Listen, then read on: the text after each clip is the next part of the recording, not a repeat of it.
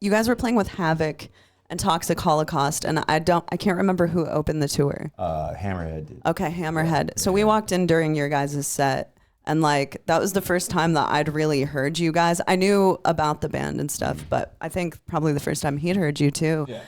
And you guys just fucking killed so hard, and you like your riffs are like kind of like beer drinking music. You know what I mean? Yeah, like definitely. it makes me want to drink beer, and like just watching you guys live that night, you killed so hard that Thank you. Yeah, it we was sick. became instant fans of your band. Oh yeah. It was so sick. How's the rest of that tour? It was insane. Yeah, that one was a really fun tour in general. Just because with the newer sound we had been doing, or like we were talking earlier about how it's kind of like changed over the years, especially for the newer stuff. That was one of the tours where it fit better to like pitch our new songs to the crowd, and it was just like everyone was like enjoying it. The crowds were just really responding to that music. So it was the beer drinking metal type of thing. Yeah, just front row headbangers and all that. Like, it was a great tour all the way around. Fuck It was awesome. Yeah, it seemed like it. It was a super sick vibe when you guys went on. Thank you. We were Thank like, you. damn, It this was has fun. been sick. Yeah, I was actually wondering do you guys take a front of house person with you, or who was We mixing don't. you? I'm not sure who was doing it that tour. It might have just been like the house guy. honestly, Really? I think. No way. Yeah, because Yeah. we just the last tour we did was Suicide Silence and Chelsea Green. That was one of the first times in a while we actually paid someone to do sound every day.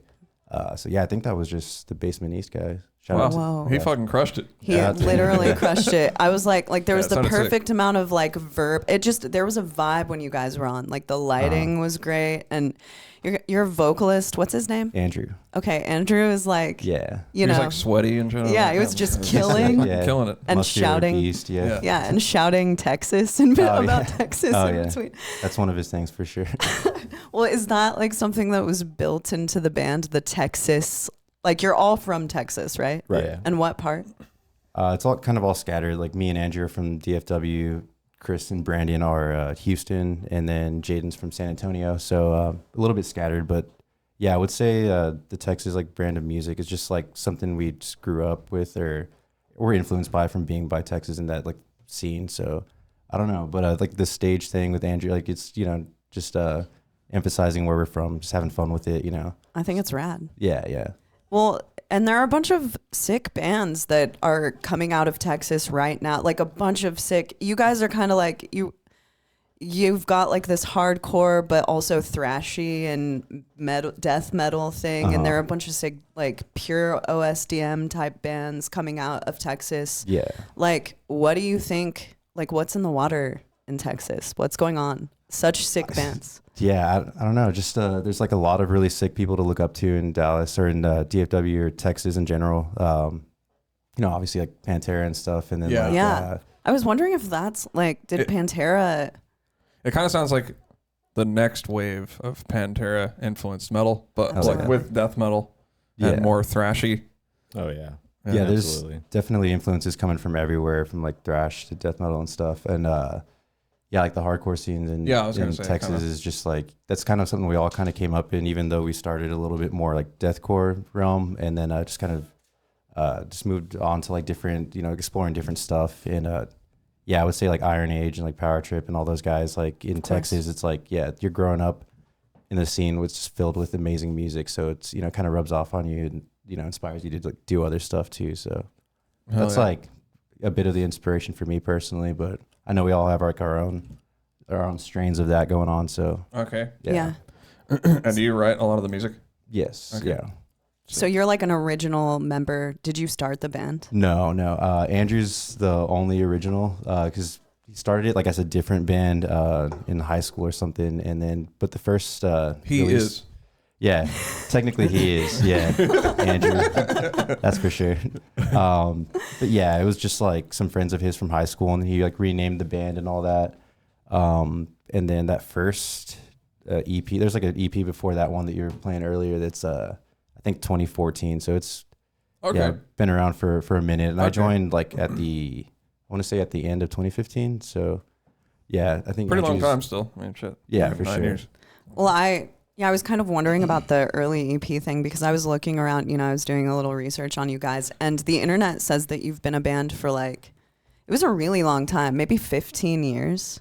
It's I think if you count like the first band, the different name that Andrew started it under, that could be the case. 2010, 2011. Something like that. Yeah. Damn.